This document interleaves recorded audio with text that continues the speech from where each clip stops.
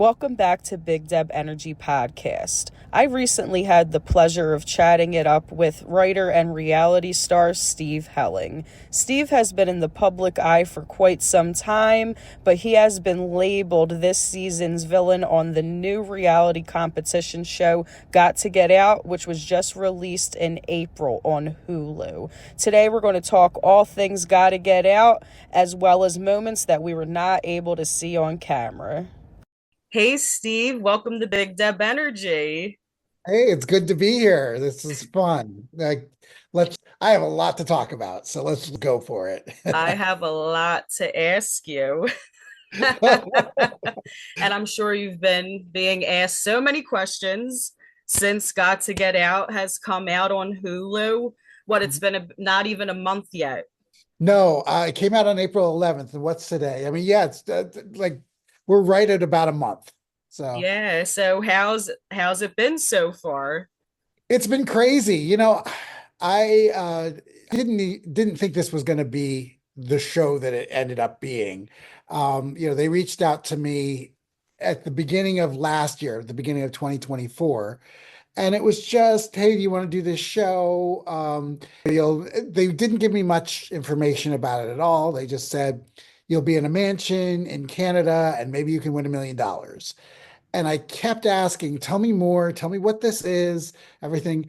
And their answer was like, yep, a mansion in California for $1 million. So I went into it blind. I didn't know if I was worried because my TV background, I thought was going to make me a target. I didn't know if there was going to be voting out. Little did I know I would end up in a house with a bunch of housewives, the Real Housewives, and Omarosa and Spencer Pratt and Bachelorettes and Dancing with the Stars.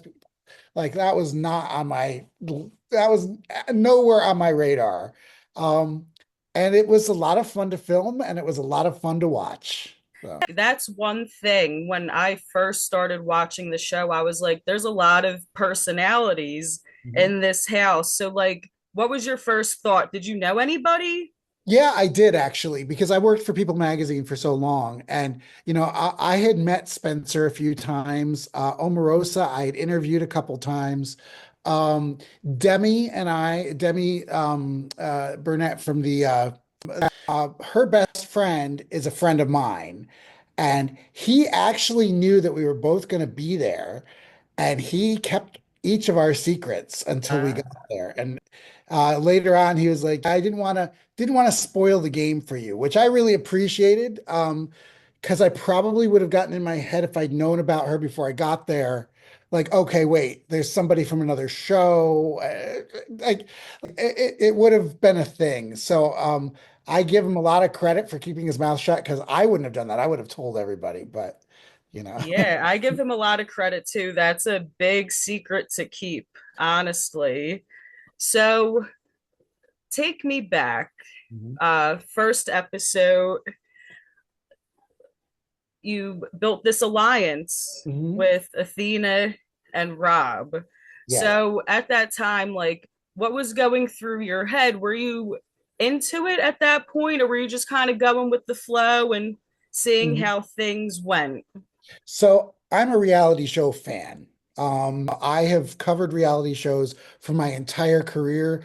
And I have a lot of friends who've done shows, friends who've won Survivor or Big Brother or these shows. And one of the things that you always, always do in any one of the shows that there's alliances and voting and things like that is you never say no to an alliance. You just never say no. So, I mean, there's these people that I don't know, and I'm like, oh, I trust you completely. And they're like, I trust you completely. And of course, nobody trusts anybody at the moment, but you kind of go through with it. Um, I have a philosophy on these games, on these shows, that we are being hired and put on the show to make good TV, however we can do that. So, I was ready to do things that I don't like to do in real life. I don't like to lie, cheat, backstab, steal. Like that's not the way I'd like to live my life. But when you're in a game like that, all bets are off. Just play the game. So yeah, some people were like, let's have an alliance. I'm like, yeah, sure. I'm not a villain. I'll do an alliance.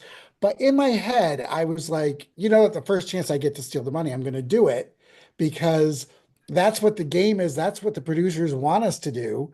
And that's what we all signed up for. Like we all signed up for the idea that we might go there and walk away with no money. I mean, we were all paid something to be there, but no prize money. So I didn't feel like I'm not really stealing money from these people. I'm competing. It's not their money yet. We're competing for money. So, yeah. So day one, everybody's like, we sat around a big table and everybody said, let's just not play their game and we'll each get $50,000 if we don't play their game. And of course, I nodded. And in my mind, I'm like, are you nuts? First of all, that would be a boring show. Who's going to watch that? Second of all, there are a lot of people who are trying to get on reality shows. And I believe that if I get on a reality show and don't play hard, it's disrespectful to the people who would like to be in my place, who would play a hard game. So I was ready to play hard. Amen to that. And you did that for sure. So, with that being said, let's continue. So then you build this alliance, and then Rob goes ahead and just tells everybody that he has the Lamborghini key, which I was probably thinking the same thing that you were at that point. But What are you doing? Which kind let me, of, if you think about it, goes back on the alliance in a sense. no, not in a Because sense. Absolutely 100%. And let me tell you why. All right. So Rob and I were very, very close. We were a tight 2-2 for the first, the car thing. So let me walk you through it. Where you see me forming an alliance with him is on day one. A whole day has passed, and then the afternoon of day two, we do a challenge. We did a challenge every day that you never get to see. I'm not sure why they cut them, but you're not sure why they didn't. I think there's some of it. Some of the challenges were done outside, and that kind of ruins the claustrophobic feel of us in the house. I think that Yeah, was part of it. So the day two challenge was we all dressed up in these really fancy clothes, and we went to a garden party where outside they say wine, it's really just grape juice. There's lots of charcuterie boards everywhere. There's an orchestra playing. I mean, it was a big, there's croquet to play. Like it was a thing. So we're all dressed up really nice. And the challenge was that all we had to do is count out $2,000 worth in our minds. And then everybody had a big wine cask and you would pull a stopper out of it and you get sprayed with red wine. That's the whole thing.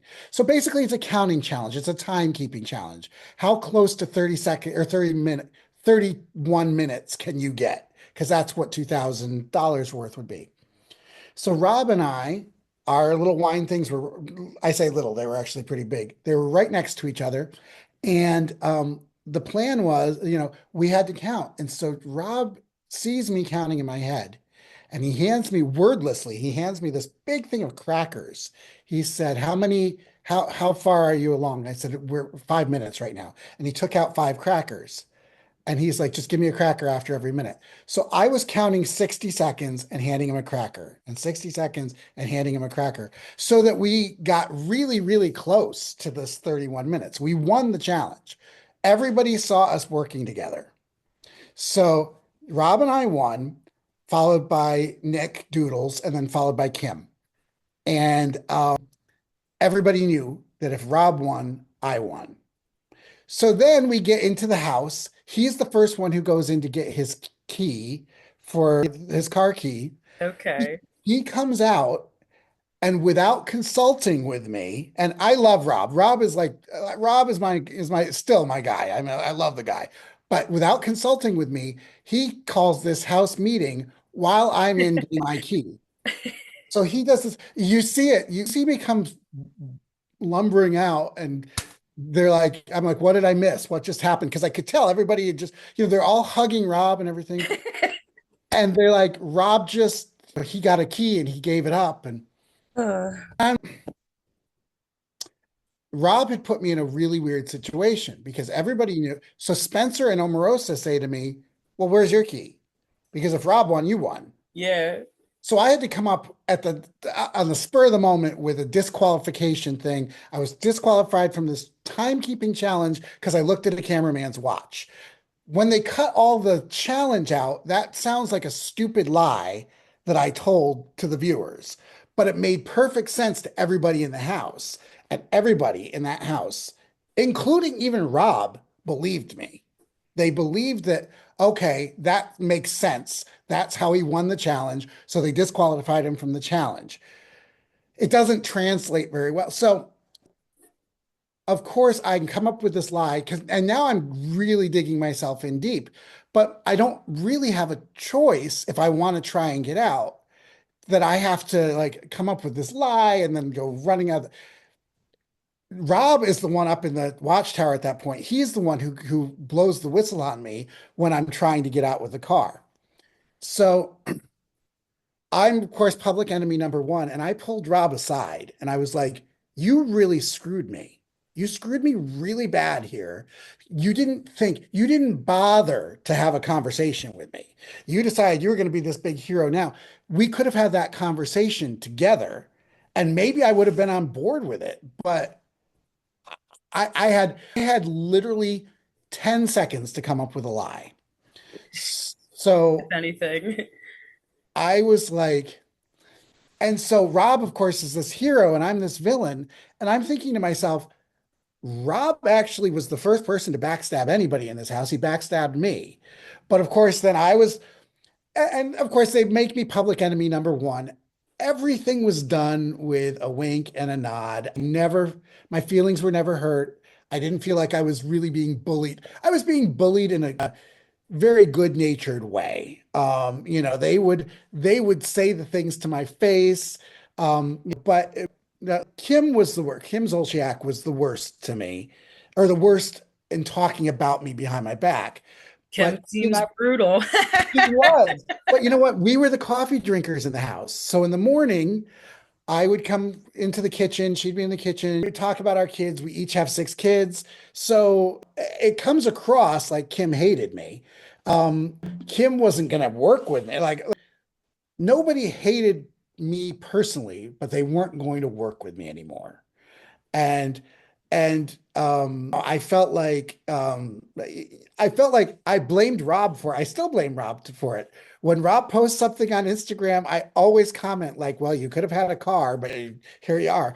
Um, and the funny thing about it is that I think that set the tone for the game. I really do. I was the first person to betray the house. And I made it super clear afterward. Okay, if none of you trust me, I'm just going to keep doing it. Like I will do whatever it takes to go home with some money. That's where I was at. I kind of figured I I made a joke to the cameraman that, as I'm walking back after the car thing didn't work, um, I'm like, well, I guess I'm not going to be edited as the hero of this show. So my only choice is the villain. And villains have more fun anyway. I'm not a villain in real life, so it's fun to be one on TV. So. Right. I always say if I ended up on TV, I'd be the villain. And honestly, especially hearing you say it, I feel like that's why you're my favorite because you played the game just like how I would, I think, just kind of like how you said, you aren't there to be nice Mhm. and be liked. You're there to play a game and win money. So you And did here's what the you had thing. to do. I would be out that window. Yes, well, the other thing is, it. I mean, there was a very good chance. Rob wasn't using his key. Kim didn't use her key. There's a good chance. I mean, they put four sports cars that are worth like, to collectively $1 million worth of sports cars out in the driveway. And imagine the disappointment if nobody had driven one. Um, uh, Rob, I don't remember which one Rob had. I had the red car. Nick Doodles had the blue car. I don't remember which one Rob would have had and which one Kim would have had. I didn't know that Kim was the fourth person to have I thought it was Val. So I didn't know until much later that she was the fourth person. So uh and her escape attempt actually happened after the next day after Nick's did. Like they got very, very creative with the timeline because they make it sound like that was day one. This was actually happening on day two, Ah. on the night of day two. So I had been in the house for a day and a half when I did that. So Yeah, I'm sure that there's a lot that they don't show, like the challenges, like you yeah. said. Is there anything else that you wish that they would have shown? I mean, you don't really get a sense of who was really friendly with who. I had my share of really deep conversations with people, but you won't see that because that wasn't the tone of the show. I would say that um, we all knew that Rob, Val, and Gino, the other Steven, were, a group. Like those three, we knew that they were always aligned. I was aligned quite a bit with Shane, the MMA fighter, and his girlfriend Lindsay, and they're still together now. The three, Okay. they were the ones who Lindsay was I don't want to say my favorite person in the house because if any of them see it, they'll be like, I thought I was your favorite. But Lindsay, I told her more stuff about my personal life than I told anybody else. I don't know. You click, there's 20 people there. You click with who you click with.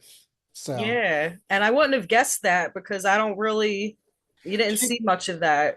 you didn't see much of her until like later on in Didn't. the series. So I felt really bad that they didn't show more of her because she really did have a mind for strategy, and I liked that about her. And then Shane, I was pretty sure the first couple days didn't like me. And then we just sort of clicked and we figured out that our birthdays are a day apart. Granted, mine's 30 years older than him, but and then so Shane, Lindsay, and I they're probably the people I'm closest to who I was on the Oh, show. okay. And then you're close with Susan too, right? Yeah, I loved Susan. Susan was funny because, you know, um, I hadn't watched The Golden Bachelorette or Golden Bachelor, so I didn't know who she was. I knew who everybody else who'd been on different shows. I knew who they were. I mean, I shouldn't say I didn't know who she was. I didn't know enough about her. I knew that she'd been on that show. I knew what the show was, that type of thing. She's a very down to earth, funny person. She lives out loud. She lives by her own terms. And I'd say when you get into your 60s, you know what? Screw what everybody else thinks. I'm going to live my life. And I love that about her. Yeah. I actually live close to Susan. Okay. Yeah, I'm out in Pennsylvania. I went to college where Susan lives. Okay. All right. No, Yeah. she's just, I mean, what you see is what you get. And I mean, there were times that, I mean, it's funny on the show to watch her fall asleep during a challenge or whatever. She made me so mad. I was disappointed. I'm not going to lie. I mean, I'm thrilled when that happened. Um, it's like, so watching her play was a lot of fun because, you know, um, she's forgetting her lines here. Like she has to say something to open a window. She forgets what it is. She's telling everybody her clues. And I kind of feel like you need somebody like that. She was a little bit of a chaos. Add some chaos to this. Like, it's fun. It's all very good natured. So, I loved having Susan in the house. It was funny because when they're explaining to us how challenges are done, these are the rules of the challenge. She'd be talking to this person or that person or whatever, and then she wouldn't know how to play the challenge. So that was fun about her. So, what was the point of the challenges? Would you get a clue for winning or? Sometimes you'd get a clue. Sometimes it would add money to the pot because 10 days at $1 per second is really only 860 something thousand dollars. So we had to escape from straitjackets at one point, and everybody who escaped, I was tied up next to Doodles, and if we could get out, that's $5,000. And he's like, look, I am not as big now as I was on the show, but I was the resident fat guy on the show. So I'm not getting out of the straitjacket. It's not going to happen. So Nick got out of the straight jacket and then helped me get out. I was hoping because I lift very heavy. I was hoping for something that was upper body strength based, and there was none. So we were doing puzzles and he would win puzzles and he would get clues for that. We're kayaking around, which is fine. I can kayak. But yeah, I was hoping for something that I could show off that I actually have some skills. But since they didn't show they didn't show it anyway, it doesn't really matter. So, Just the stirring up the drama. so you have the drama, exactly. But I mean, no, honestly, everybody I've been telling about this show, most talking points lead back to you. So, I mean, you played a good game and you made things interesting. So, let me think. One thing I was disappointed about that Jill left. hmm Did you get to know Jill at all? I watched her on Outlast, hmm I did and know her. she She was a villain on her show. She was a big villain on Outlast. So here's the thing. I knew who she was. When I say that I watch a lot of reality TV, that's all I watch. I can't remember the last time I think I ever sat down to watch a sitcom was like Friends, like 20 years ago, literally that long ago. It's all been reality TV since then. So I watched Outlast. I knew who Jill was, and I recognized her. One thing that they don't show you is we filmed an opening sequence where we all are kind of climbing into the windows of the house in the middle of the night. We filmed that a couple days before the game started, and then they put us back in our hotel room. And I saw her. That was the first time I realized, oh, there's reality stars here. I saw her and I was like, oh, wow. And I saw Spencer and Kim Zolciak. Omarosa wasn't there, but I'm thinking to myself, I'm in House of Villains. That's what I'm at right now. Um, and so I knew all about Jill. And first day, she sits down next to me and she's like, "You know who I am, don't you?" And I was like, "I do." And she's like, "If you don't tell anybody, you'll be my ride or die for the entire game."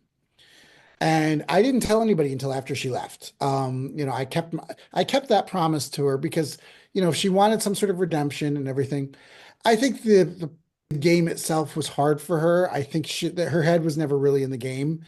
And when she decided to leave, I think it was for her own well-being. Also, I don't think she would mind me saying this. She had an allergic reaction to some of the food that I think also, yeah, I think she has a very strict diet. And so I think she wasn't physically feeling well as well. Oh, that's a shame. Not Susan's chicken piccata. I don't know if it was the chicken. I don't. What day was chicken? Yeah, chicken piccata. She would still have been around. I don't know what she ate or whatever. She just wasn't physically feeling well, um, which I think was part of why she decided to leave.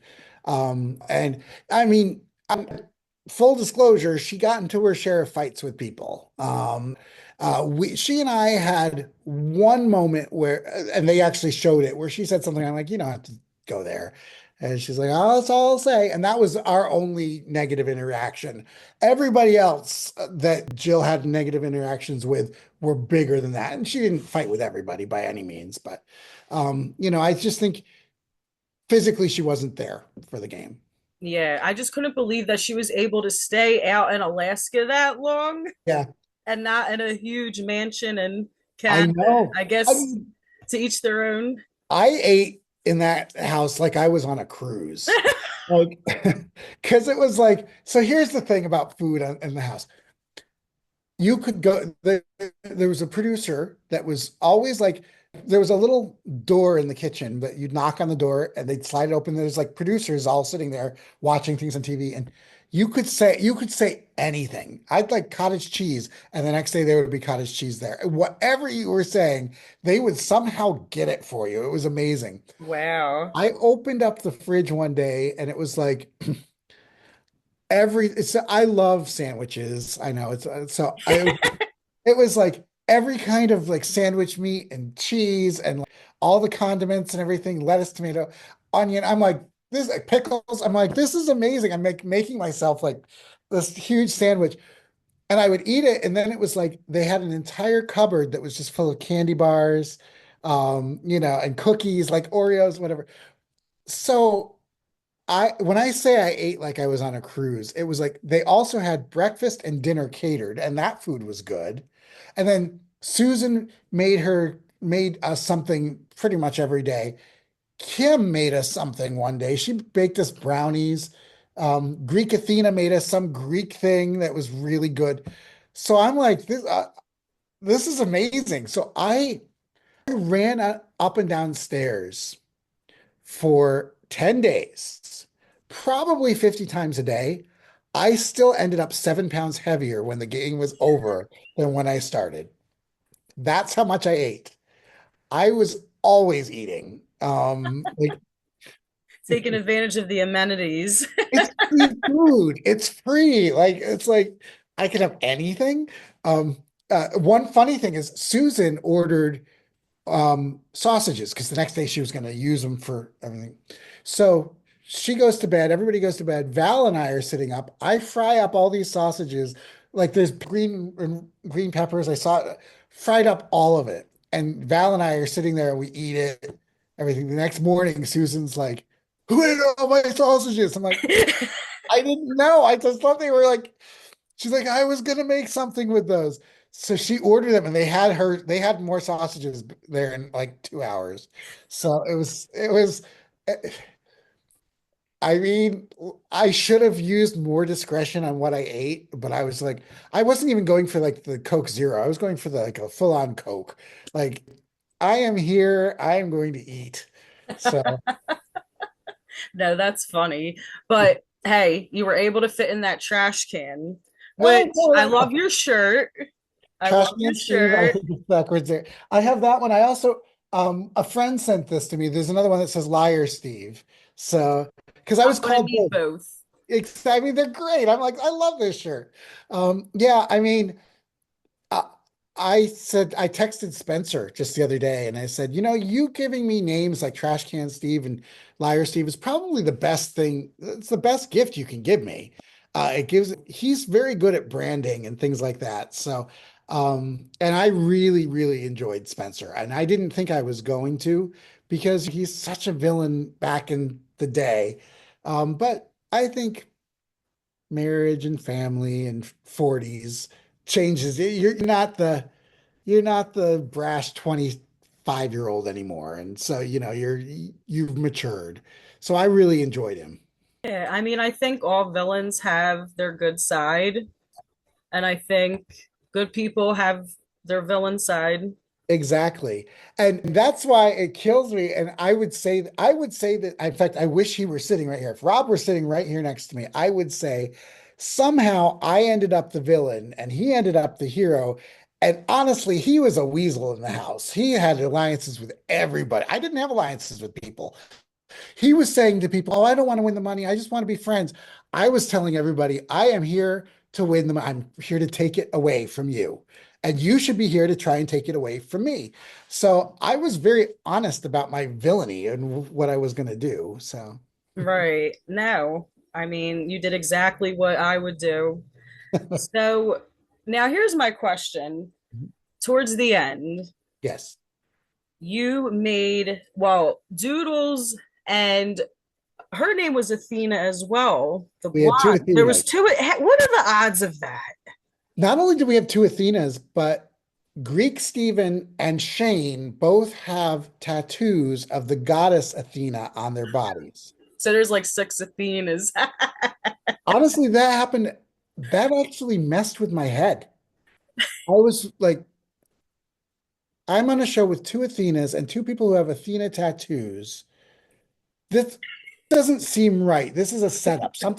Like I thought to myself, somebody here is like, there's a clue with the name Athena, and these people are all actors. I didn't know, like, because if the four of them were four people that I didn't recognize, because I don't watch Canadian Big Brother, which the other Steven was on.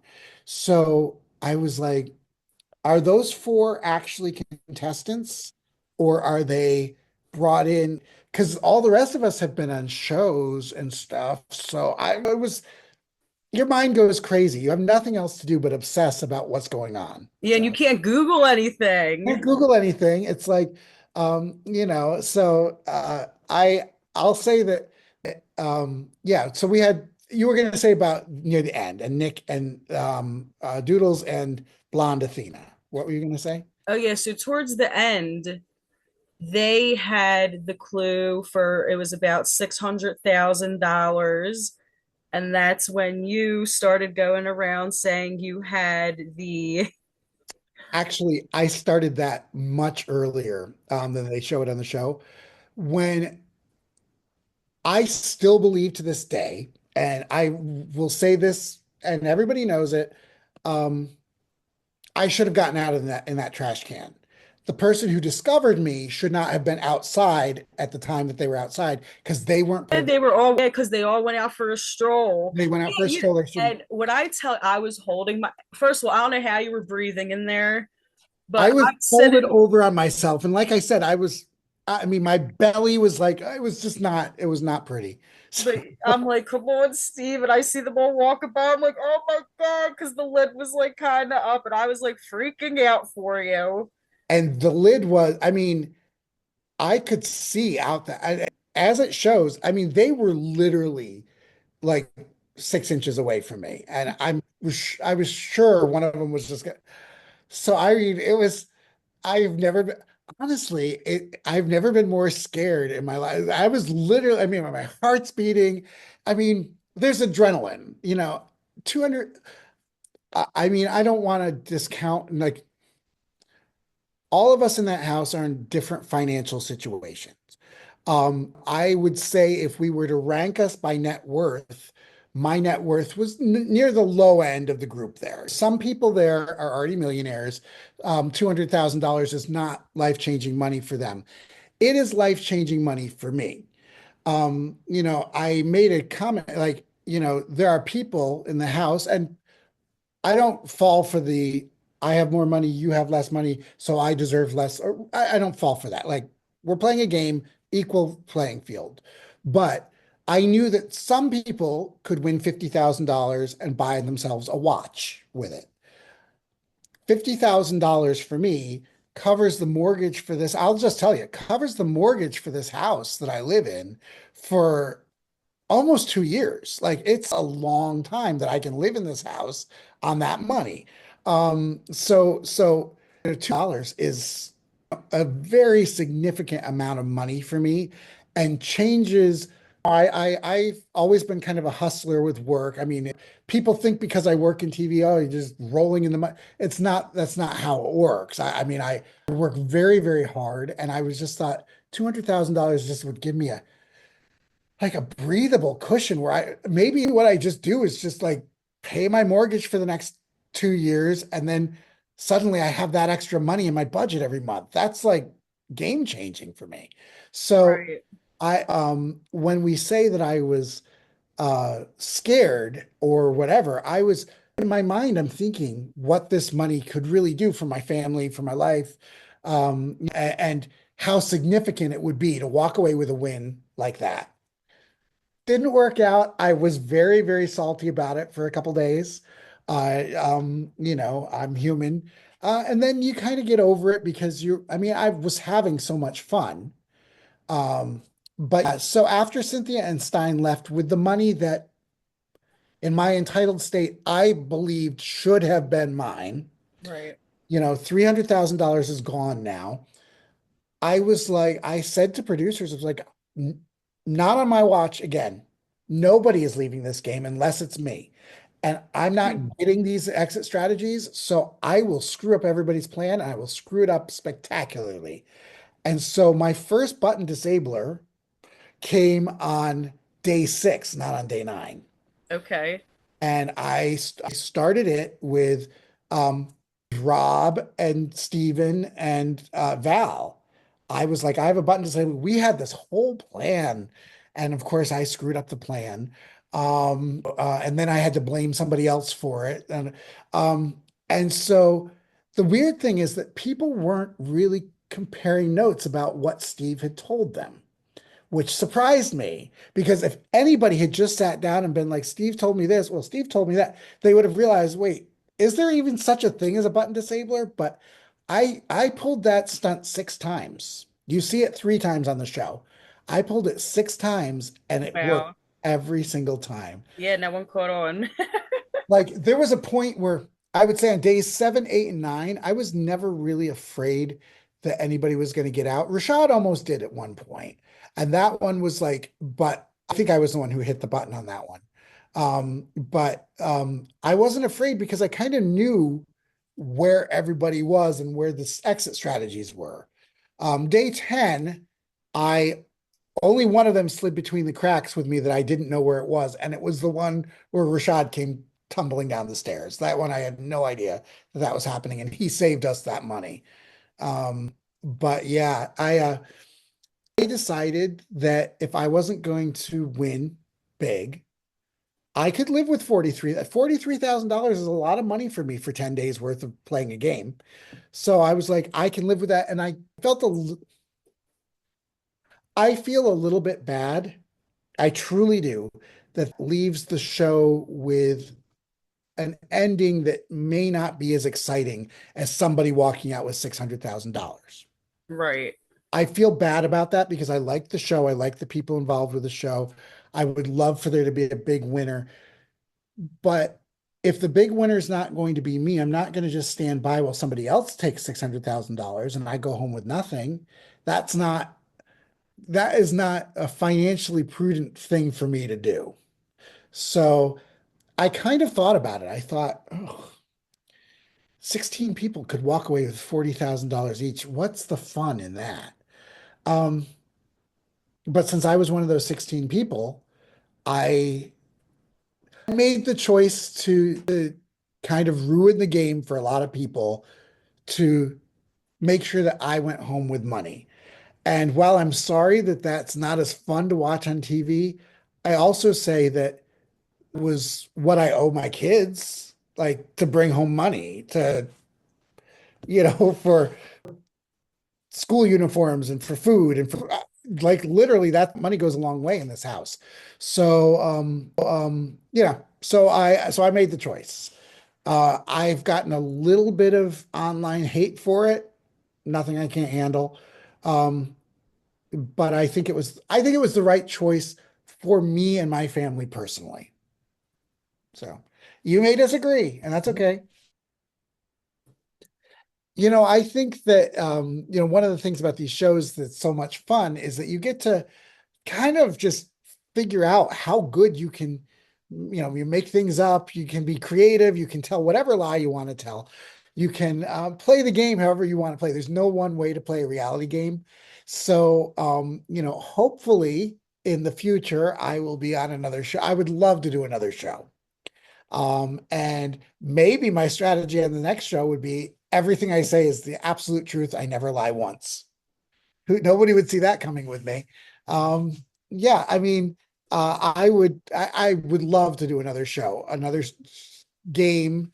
You can't beat playing a game for money. So, Right. No, I hope to see you on TV again sometime in the future. And you might have been labeled as the villain, but just talking to you, I know that you're not a villain. There's nothing villain about you. I I was, guess it's I all was a about fun villain. perception. What's that? It's all about perception. It is. And like, I think that you can be mischievous and have fun and so forth. And, the one thing I'll say is I've always looked at it like a boxing game, like a boxing match.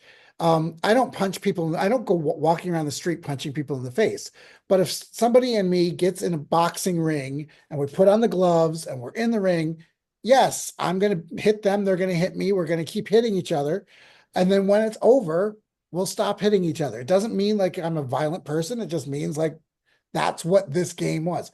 I played a game that was about lying and backstabbing and deceiving, and that's what I did. No, I mean, you did a great job. You really did. And I'm glad that you walked away with some money. it's money that matters to me, and and like I said, it was 10 days of just absolute fun. I had the time of my life. And I don't think, I have that face that when I'm not smiling, I look like I'm sad or angry. But I smiled a lot in the house. I just didn't show it because I don't think that fit into the storyline.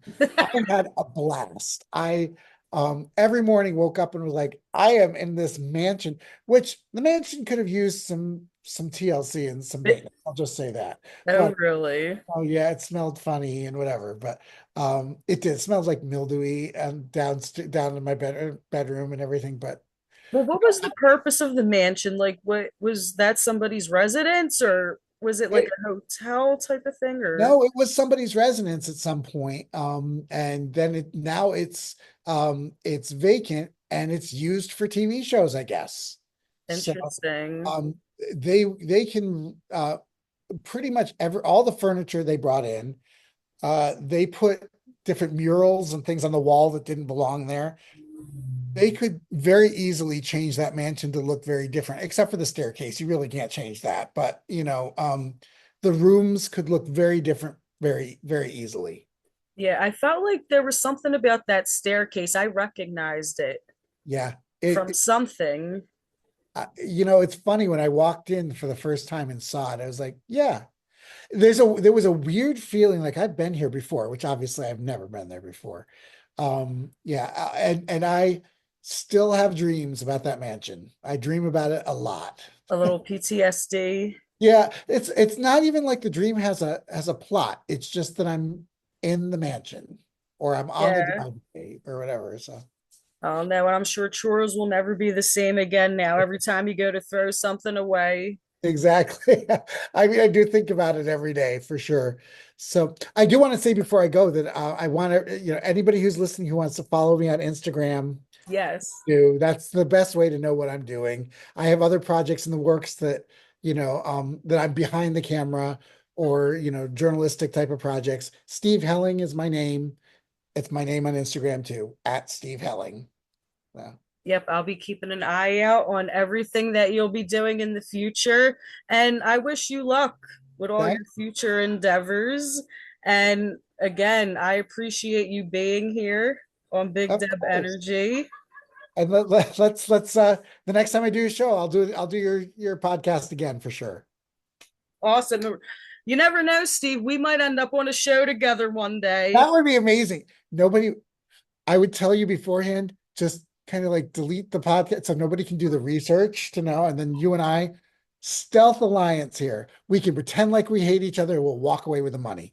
Hey, at least you know our minds think alike. Exactly. So, You would be great to partner with on a show like that. So no, for real, for real. So you never know, Steve. you never know. So It life is funny, isn't it? So is, but you know, one more. Why wasn't there a reunion? I know. Well, you know what? I think Hulu was not sure whether the show was going to be any good, whether it's a first season of a show, and I think there was this worry that um because the ending was so, everybody kind of wins money, that there is not like a big winner. Um, as it turned out, they went a really good route and made it more of a comedy. It's not a serious show. So they should have had a reunion. I think they just didn't know how it was going to be received by fans. And fortunately, it's been received very well. So No, I loved it. I loved maybe next season, let's do another season, put us both on there. I'll be the reality like veteran now. You'll be the newbie. We'll run that place. Oh yeah, I already have a strategy. Do you want to hear it? Yes, tell me. I'm going to tell everyone that I'm a magician and I'm going to have handcuffs and I'm going to handcuff the person near the button to the staircase and I'm going to run. But There you that go. driveway is long. It is long, but you know what? I think, you just had to use some ingenuity to not, I think everybody was just making a run for it. Notice I never made well, I did, but not that you see on TV. I never made a run for it. And my next plan was, I was looking around for secret exits and for secret, like, I was thinking there's got to be a way that you can do this as a fat guy in his 50s and get out of here. And it almost worked. The other thing is, um, you could that magician thing could be amazing because nobody would know what to expect out of you. Right? You would need to learn like two little magic tricks of some sort that you could just like, Pull the coin out of the ear. yeah, exactly. Something, but just, I'm a magician. Because when you say I'm a magician, everybody like, do a trick. And you'd be like, it doesn't work that way. But have people think that you're just gonna vanish and then reappear next to the gate. Like, I mean, you're a magician. That is I See should what have, I mean? I'd be a good alliance. that would have been such a good cover to go in under. Season 2. Season two. Oh, that's really good. You got my mind moving now. So, well, anyway, this has been a lot of fun. I hope that I'll be on another show and can do your podcast again. Yes, no, I can't wait to see what you have coming next. Mhm. And thank you again. I can't thank you enough. I had a great time, and now we have an alliance for Got to Get Out season two. Yes, yes. So everybody watch out. And Exactly.